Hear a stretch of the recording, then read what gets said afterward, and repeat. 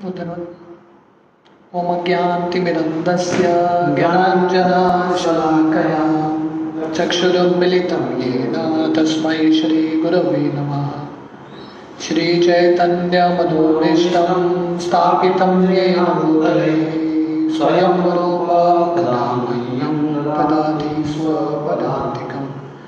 वन्देऽहं श्रीगुरो श्रीयुतापदकमलं श्रीगुरोन् वैष्णवांश्च श्रीरूपं साग्रजाता सहगना रघुनाथान्वितं तं सजीवं साद्वैतं सावधूतं परिजनसहितं कृष्णचैतन्यदेवं श्रीराधा कृष्णपादान् सहगना ललिता श्रीविशाखान्वितंश्च।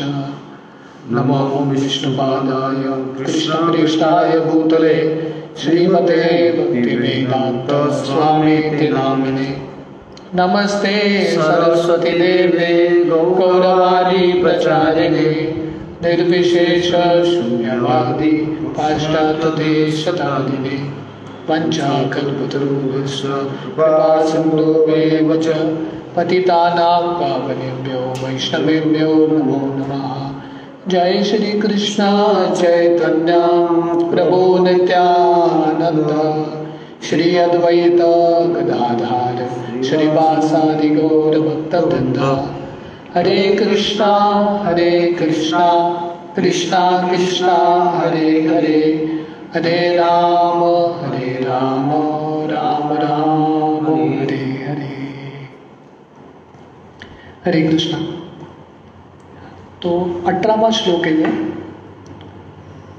तीसरा अध्याय का।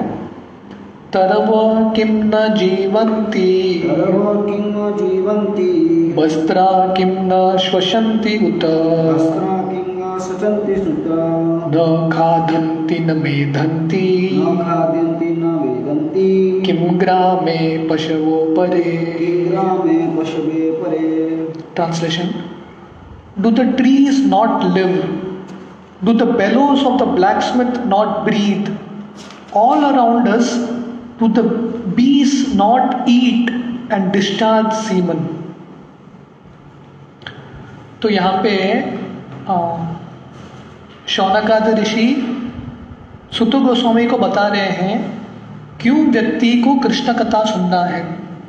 तो हमने पिछले श्लोक में देखा कि शौनकादि ऋषि बता रहे हैं कि कैसे जब सूरज का अस्त होता है, सूर्यास्त होता है, तब हर एक व्यक्ति के जिंदगी से एक दिन घटता है। पर जो लोग भगवान की भक्ति कर रहे हैं और भगवान के कथा में उनका समय निवेश कर रहे हैं, ऐसा लोगों का जिंदगी आयु घटता नहीं है पर शाश्वत जिंदगी की ओर जाते हैं। तो ये सब श्लोक शौनकादि ऋषि बता रहे हैं। ऐसा लग रहा है कि सुत गोस्वामी का वर्णन है, पर ये जो श्रोता है उनका ही ये सब श्लोक है। तो ये श्लोक में बता रहे हैं, do the trees not live? पेड़ क्या जिंदा नहीं रहते? पेड़ भी जिंदा रहते हैं। Do the bellows of the blacksmith not breathe? जो ब्लैकस्मिथ को क्या बोलते हैं? जो लोहार है, लोहार के पास एक बैग होता है, लेदर का बैग, जिससे हवा डालते हैं। ऐसा लगता है कि वो भी लंग्स की तरह ब्रीथ कर रहा है, सांस ले रहा है, सांस छोड़ रहा है। तो वो भी तो सांस लेते हैं, सांस छोड़ते हैं। और शौनकादि ऋषि बता रहे हैं जो पशु हैं, हमारे इर्द गिर्द जितने भी पशु हैं, वो लोग भी खाते हैं और मैथुन करते हैं। तो ये सब जो है पशु भी कर रहे हैं। तो मनुष्य जिंदगी भगवान ने दिया है ताकि हम भक्ति कर सके और कानों के माध्यम से कृष्ण कथा सुन सके। Purport.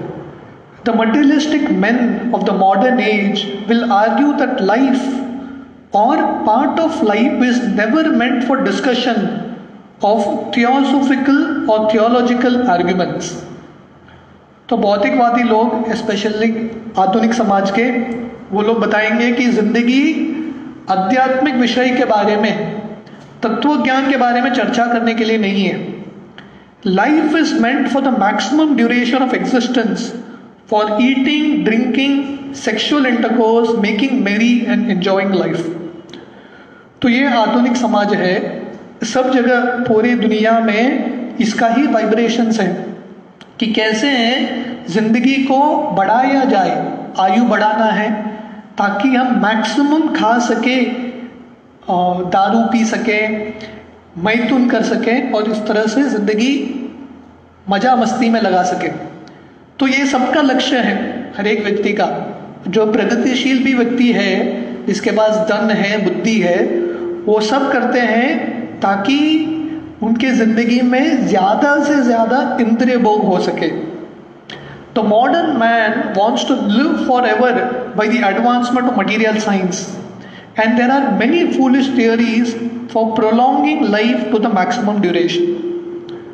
तो आधुनिक मनुष्य चाहता है कि उसका आयु बढ़ता रहे और शाश्वत जिंदगी जिए, और ये करने के लिए, अपना आयु बढ़ाने के लिए अलग अलग कोशिश करता है।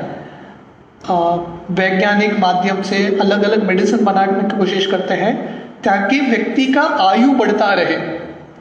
But the Srimad Bhagavatam affirms that life is not meant for so-called economic development or advancement of materialistic science, for the hedonistic philosophy of eating, mating, drinking and making merry.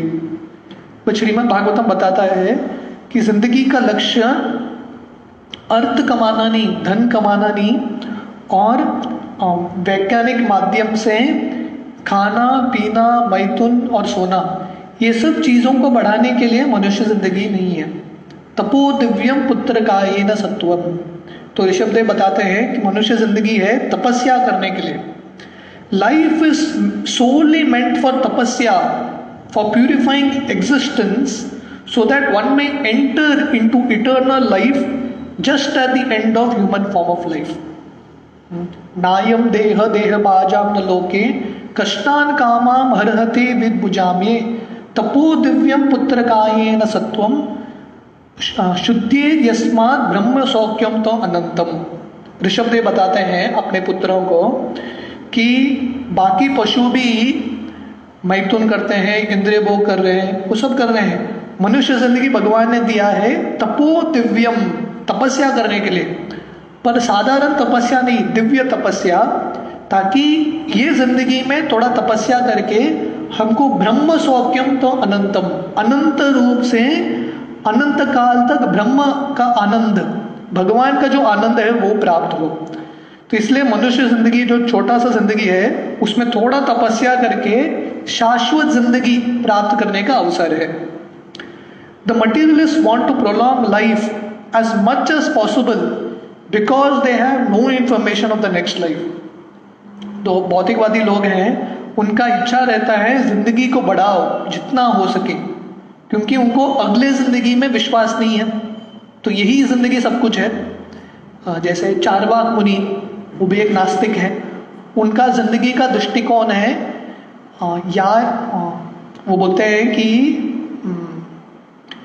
जिंदगी में कर्जा ले लो पर घी का खाओ, बना बना के घी का खाओ, क्योंकि अगला जिंदगी किसने देखा है? भस्मीभूतस्य किम पुनरागमनो भवेत। बोलते हैं कि अगला जिंदगी किसने देखा है? तो ये आजकल का आधुनिक समाज है, अगला जिंदगी में उनको विश्वास नहीं है, यही जिंदगी सब कुछ है। इसलिए यही जिंदगी में जितना हो सके मजा मस्ती कर लो, जितना इंद्रिय भोग कर सके कर लो, पाप भी करना है कर लो, क्योंकि अगला जिंदगी नरक स्वर्ग किसने देखा है। They want to get the maximum comforts in this present life because they think conclusively that there is no life after death. तो इसलिए जितना सुख हो सके, जितना भोग हो सके वो प्राप्त करते हैं, क्योंकि उनको अगले जिंदगी में विश्वास नहीं है। जब भगवान राम ने रावण को मारा था और रावण का मृत शरीर उधर पड़ा था, तो मंदोदरी और बाकी रानियां रावण के आके रोते हैं, क्योंकि रावण इतना शक्तिशाली था, इतना भोग कर चुका था, इतना इंद्रिय भोग और इतना शक्तिशाली था कि किसी को लगा नहीं कि ऐसा व्यक्ति का भी मृत्यु होगा। सबको लगने लगा ये अमर है, कोई इसको मारेगा नहीं, पर उसका भी नंबर आया और भगवान ने उसको मार दिया। तो इसलिए हम जितना भी भोग कर ले, मृत्यु तो आने वाला ही है। इसलिए बुद्धिमान व्यक्ति अगले जिंदगी के बारे में सोचता है। This ignorance about the eternity of the living being and the change of covering in the material world has played havoc in the structure of modern human society. तो क्योंकि लोगों को अगले जिंदगी के बारे में विश्वास नहीं है, इसलिए मनुष्य समाज में इतना सारा पीड़ा होता है, इतना सारा शोषण क्यों होता है? क्योंकि अगर व्यक्ति को अगला जिंदगी के बारे में विश्वास था तो सोचेगा मैं ये जिंदगी ऐसा बिताऊंगा कि पाप मैं ज्यादा नहीं करूंगा, क्योंकि अगले जिंदगी में मुझे भोगना पड़ेगा, वो पाप का कष्ट भुगतना पड़ेगा। पर जब व्यक्ति को अगले जिंदगी में विश्वास नहीं है तो वो बहुत सारा शोषण करता है लोगों का, और मनुष्य जिंदगी नरकीय बन जाता है। Consequently, there are many problems multiplied by various plans of modernized man.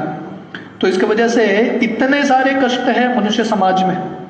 The plans for solving the problems of society have only created the troubles.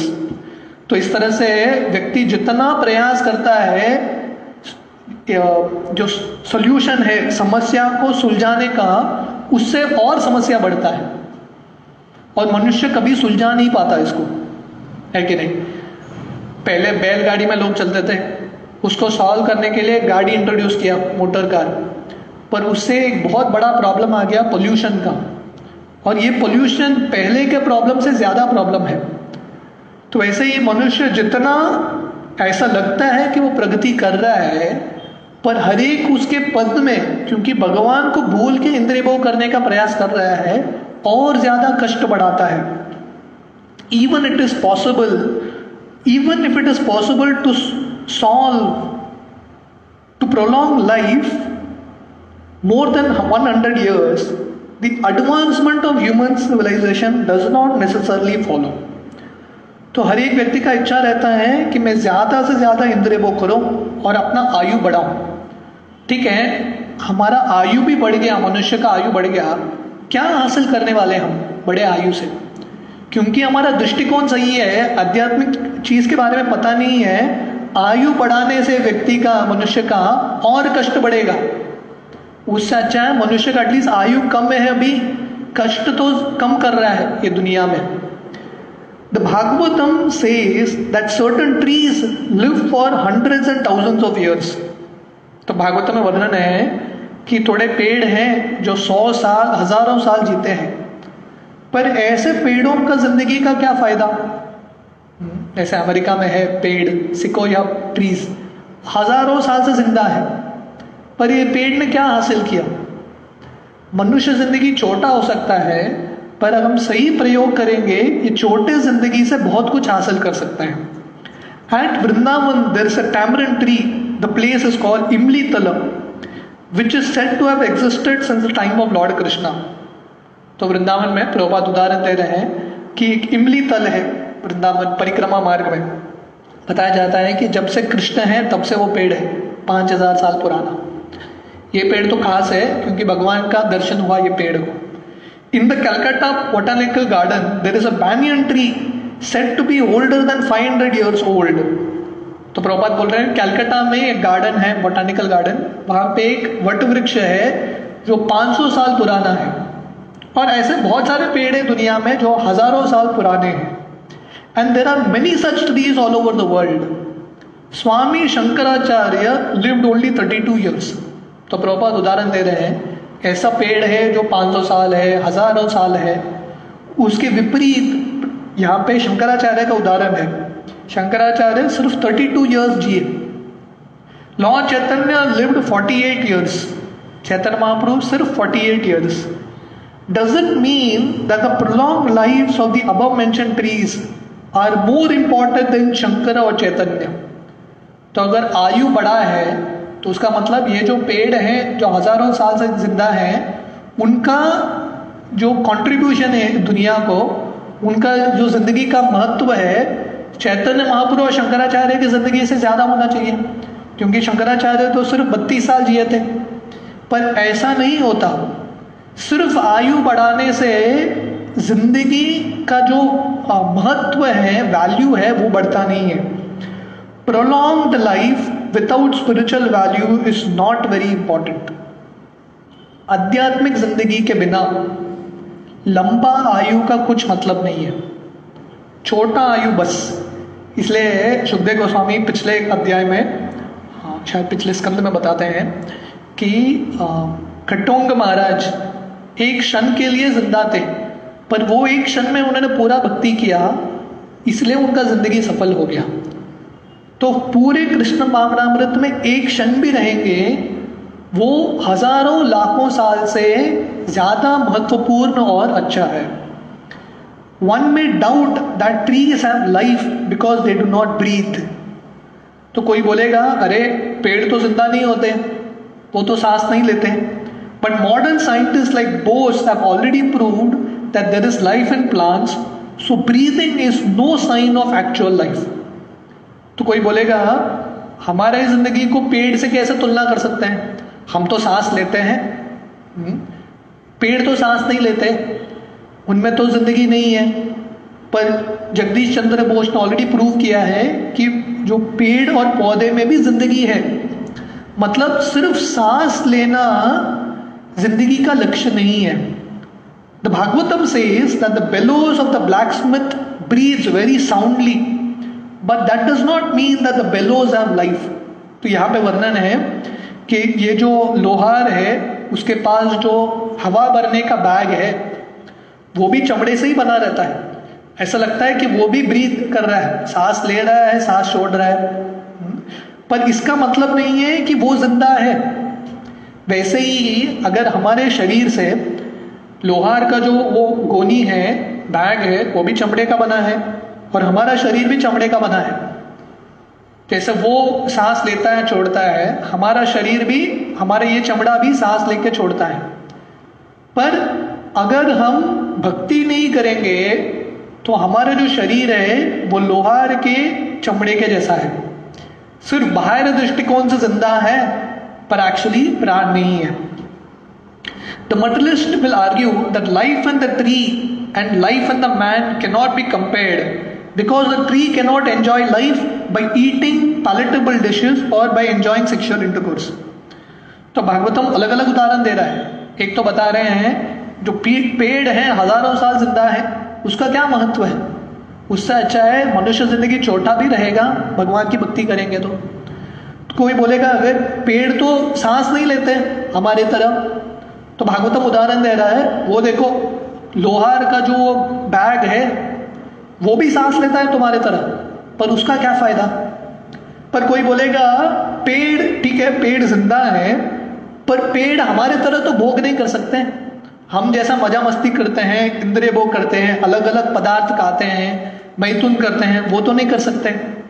In reply to this the Bhagavatam asks whether other animals like the dogs and hogs living in the same village with human beings do not eat or enjoy sexual life.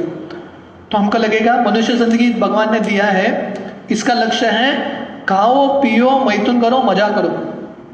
तो भागवतम बोलता है आपके गांव में इतने सारे पशु हैं, इतने सारे कुत्ते हैं, बिल्ली हैं, सुअर हैं, ये सब भी खाते हैं, मैथुन करते हैं, तो इसका मतलब आपके जैसा ही उनका जिंदगी है, आप श्रेष्ठ कैसे हुए। The specific utterance of Srimad Bhagavatam in regard to other animals means that persons who are simply engaged in planning a better type of animal life consisting of eating, breathing and mating are also animals in the shape of human beings. तो indirectly Bhagavatam बता रहे हैं कि अगर हम मनुष्य जिंदगी से सिर्फ आहार निद्रा मैथुन करते रहेंगे और सिर्फ सांस लेते रहेंगे और ये सांस से भगवान की भक्ति नहीं करेंगे तो हमारा जिंदगी वो पशुओं की तरह है। सामान्य एतत् पशुभिर नराणाम, हम पशु की तरह है। A society of such polished animals cannot benefit suffering humanity. तो ऐसा जो समाज है polished animals, पशु का ही समाज है, पशु का ही वृत्ति है, पर मनुष्य के शरीर में सोफिस्टिकेटेड कोट सूट पहन के पशु का वृत्ति, ऐसा जो समाज है, मनुष्य समाज में जो कष्ट है, दुनिया के जो कष्ट है उसको मिटा नहीं सकता, पर इससे और कष्ट बढ़ेगा। तो ये दुनिया में कष्ट का कारण है स्वार्थ, और स्वार्थ का कारण है स्वयं का इंद्रिय भोग। जब तक व्यक्ति स्वयं के इंद्रिय भोग के बारे में सोचता रहेगा, पशु का ही समाज रहेगा। जैसे संस्कृत में शब्द है वन और भवन। वन मतलब जहां पे जंगल है, जहां पे प्राणी रहते हैं, और प्राणियों के समाज में, पशुओं के समाज में कुछ रूल्स नहीं होता। कुछ भी करो, किसी को भी काटो, मारो, कुछ भी करो, कुछ रूल्स नहीं। क्यों? क्योंकि पशुओं से क्या रूल्स एक्सपेक्ट करोगे? उनका तो बुद्धि चलता नहीं है, इसलिए पशु है। शेर एक प्राणी को खाता है, उसको क्या बोलोगे? वो जो पशु समाज है, झगड़ा होता रहेगा, वन है। पर मनुष्य समाज भी वन बन जाएगा अगर भगवान निकल गए तो ये दुनिया को हमको भवन बनाना है कि वन बनाना है, वो हमारे हाथ में है। इसलिए अगर हम भगवान को निकालेंगे और पशु की तरह आहार निद्रा भय मैथुन करते रहेंगे तो ये पूरा दुनिया वन ही रहेगा, एक बहुत बड़ा जंगल रहेगा। और ये दुनिया को खुशी शांति लाना है, भवन बनाना है, तो भगवान को लाना इंपॉर्टेंट है। A society of such polished animals cannot benefit suffering humanity. For an animal can easily harm other animal but rarely do good. क्योंकि जब तक पशु वृत्ति रहेगा, दो पशु एक दूसरे का मदद नहीं करते, एक दूसरे को मारते रहते हैं, झगड़ा करते रहते हैं। जैसे प्रभुपाद बताते हैं कि कुत्ता, जब दूसरे गली का कुत्ता एक दूसरे गली में आता है तो वो गली का जो लोकल कुत्ता है उस पर भौंकता है, झगड़ा होता है, क्योंकि वो बताता है कि मेरा ये एरिया है। तो वैसे ही अगर हम मनुष्य बन के हैं, ये कुत्ते का, ये जो प्राणियों का दृष्टिकोण है वो ही रखेंगे तो हम ये पशुओं से ज़्यादा श्रेष्ठ नहीं है। हमारे ज़िंदगी में और लोगों के ज़िंदगी में, दुनिया में हम कुछ कल्याण नहीं कर पाएंगे। टेक्स्ट 19, श्वविद वराहोस्त्र करे संस्तुत पुरुष पशु न यत् कर्ण पतोपेतो नातु नाम गदाग्रज। Translation, men who are like dogs, hogs, camels and asses praise those men who never listen to the transcendental pastimes of Lord Shri Krishna, the deliverer from evils। तो ये सब थोड़े भारी श्लोक हैं, पर ये सब श्लोकों में बहुत तत्व ज्ञान है। तो शौनकादि ऋषि बता रहे हैं कि जो मनुष्य भगवान का गुणगान सुनते नहीं है और बाकी लोगों का, जो साधारण मनुष्य है, उनका गुणगान करते हैं। देखिए, हम भगवान का कथा नहीं सुनते, भगवान का कथा नहीं बोलते, पर हम बाकी लोगों का, जो साधारण मनुष्य है, जो उनका भी मृत्यु होने वाला है, उन लोगों का गुणगान करते हैं और उन लोगों को गुणगान सुनते हैं। तो ऐसे जो लोग हैं भगवान का गुणगान नहीं करते, ऐसे लोग कैसे हैं? श्वविद वराहोस्त्र करे, बताते हैं ऐसे लोग डॉग्स, कुत्तों की तरह है, सुअर की तरह है, कैमल्स, कैमल्स को क्या बोलते हैं?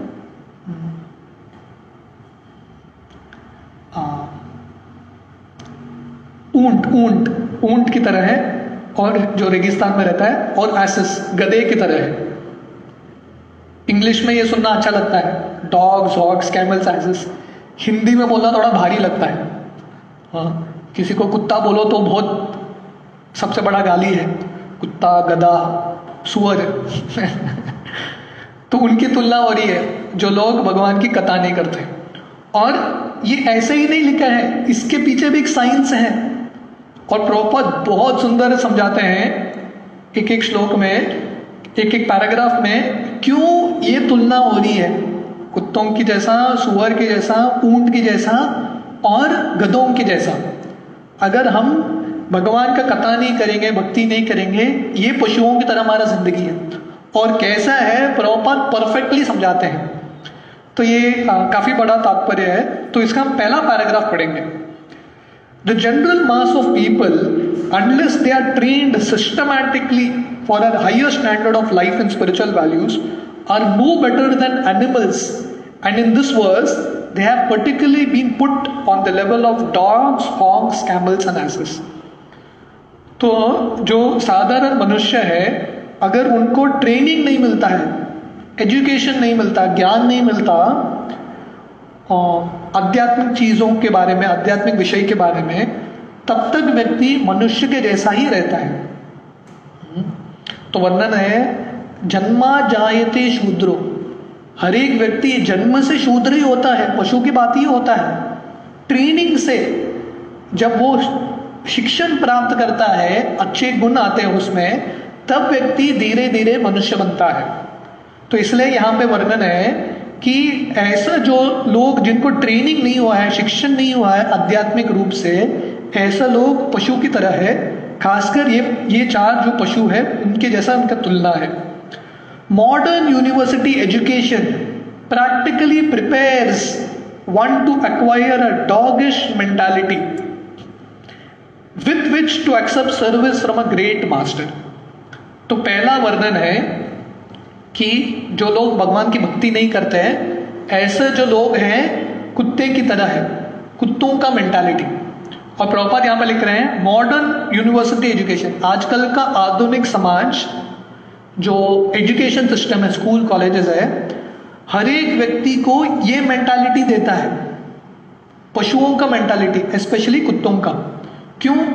क्योंकि आपने एजुकेशन प्राप्त किया, सर्टिफिकेट मिल गया आपको, आपने जो भी है इंजीनियरिंग, डॉक्टर, जो भी प्राप्त किया आपने, पर उसके बाद आपको नौकरी चाहिए।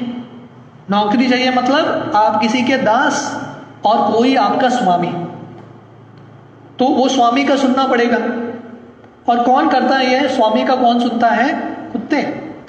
जो घर में जो पालतू कुत्ते होते हैं उनको स्वामी का सुनना पड़ता है। स्वामी राइट बोलेंगे, लेफ्ट बोलेंगे, वो करना पड़ता है। तो प्रॉपर यहाँ पे लिख रहे हैं, तो ये मॉडर्न एजुकेशन है। लोगों को आध्यात्मिक गुण तो देते नहीं है, शिक्षण तो होता नहीं है, पर यह शिक्षण होता है कि कैसा आप अच्छा सेवक बन सकते हैं। After finishing a so called education, the so called educated person move like dogs from door to door with application from some service and mostly they are driven away informed of no vacancy. Exactly आज का modern situation है। सुनने में बहुत दर्दनाक लगता है, दिल को लगता है, पर यह रियलिटी है। ये स्वीकार करना इंपॉर्टेंट है कि एजुकेशन प्राप्त करने के बाद 10 साल, 15 साल, 20 साल पढ़ाई कर लिया, मेहनत करके हाथ में वो सर्टिफिकेट मिलता है, वो सर्टिफिकेट लेके मैं ग्रेजुएट हूँ, क्या करना पड़ता है? हर एक दरवाजे पे खटखटाना पड़ता है। क्या करके? मुझे नौकरी दे दो, मुझे आपका दास बनना है। और मोस्टली हर एक जगह से लोग दरवाजा मारते हैं आपके मुंह पे और बोलते हैं जॉब नहीं है, निकल जा यहाँ से। दूसरे दरवाजे पे जाते हैं, तीसरे दरवाजे पे जाते हैं। देखिए, हमने एजुकेशन प्राप्त किया है और एजुकेशन प्राप्त करके मेंटालिटी क्या है? मुझे सेवक बनना है, मुझे सेवा में लगाओ आपके। As dogs are negligible animals and serve the master faithfully for bits of bread, a man serves a master faithfully without sufficient rewards. जैसे कुत्ते अपने मालिक का सेवा करते रहते हैं, एंड में थोड़ा उनको टुकड़ा मिलता है ब्रेड का, चपाती का, वैसे छोटे से पैसे के लिए 10,000, 12,000 कितना मेहनत करवाते हैं। तो ये आधुनिक समाज है, क्योंकि हम भगवान को बोल के बहुत दूर आ गए हैं, हम मनुष्य की तरह भी नहीं जी रहे। ये जो पशु की वृत्ति है वही हमारे अंदर है। तो हम कल सुबह देखेंगे, प्रभुपाद आगे के तात्पर्य में बताते हैं कि कैसे बाकी पशुओं की तुलना, जैसे ऊंट हैं, गधे हैं, उनके जैसा हमारी जिंदगी क्यों यहाँ पे भागवतम में शौनकादि ऋषि बता रहे हैं, वो हम कल सुबह कंटिन्यू करेंगे। हरे कृष्ण।